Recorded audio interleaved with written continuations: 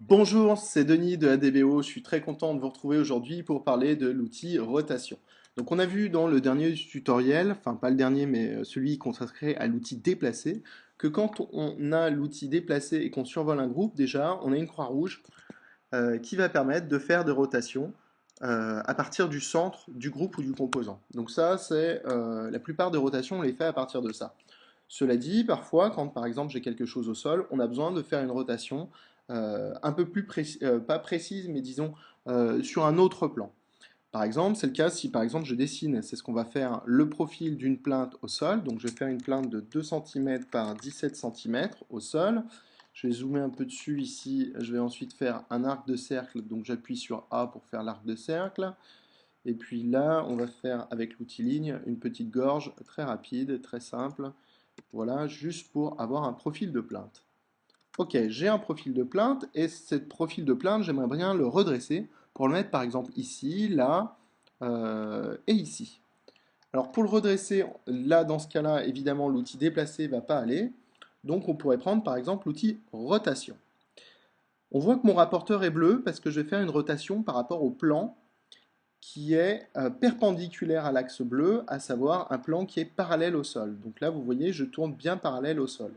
Le principe de base, c'est que je fais un clic pour pour donner le centre de rotation, un clic pour donner le départ de mon vecteur angulaire, et un clic soit sur mon modèle pour donner un angle qui se rapporterait à mon modèle, ce qui va servir énormément en charpente par exemple, ou alors je pourrais taper une dimension, par exemple 90, pour tourner à 90.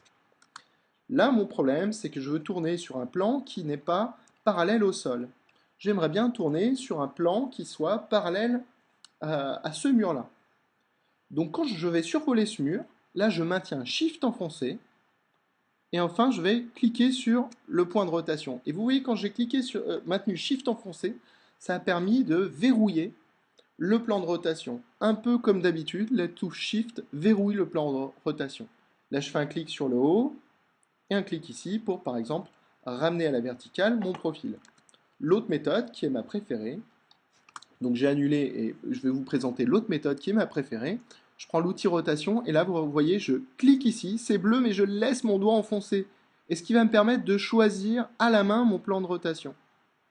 Et là je relâche. Un clic ici, un clic ici. Donc voilà, on clique et on laisse enfoncer pour choisir le plan de rotation. Donc mon profil, j'appuie sur la barre d'espace pour prendre l'outil sélection, je vais faire clic droit, créer un groupe, et mon profil maintenant je vais le déplacer aux endroits où je veux avoir des plaintes. Donc par exemple ici, là on voit qu'il est mal orienté, pas de souci, je prends l'outil rotation, un clic ici lorsque je suis bleu, alors par exemple je peux survoler mon sol, je maintiens Shift, je clique ici, un clic, un clic.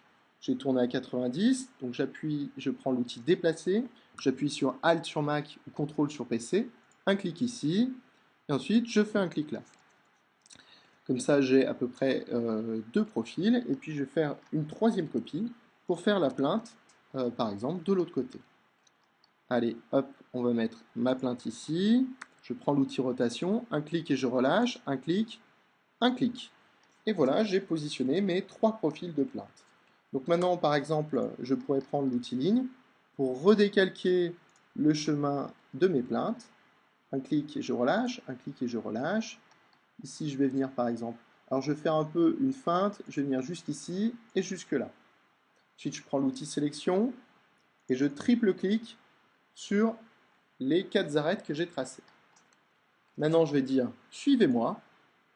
Clic droit, modifier le groupe et je clique ici. Et voilà, j'ai fait ma plainte tout au long de ma pièce. Donc, je vais répéter l'opération ensuite pour celle-là. Ici, je vais plutôt faire un poussé et ici, un suivez-moi.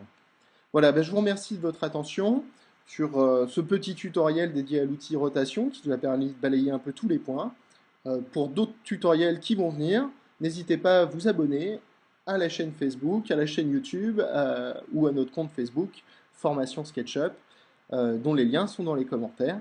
Merci beaucoup et à bientôt pour de nouveaux tutoriels.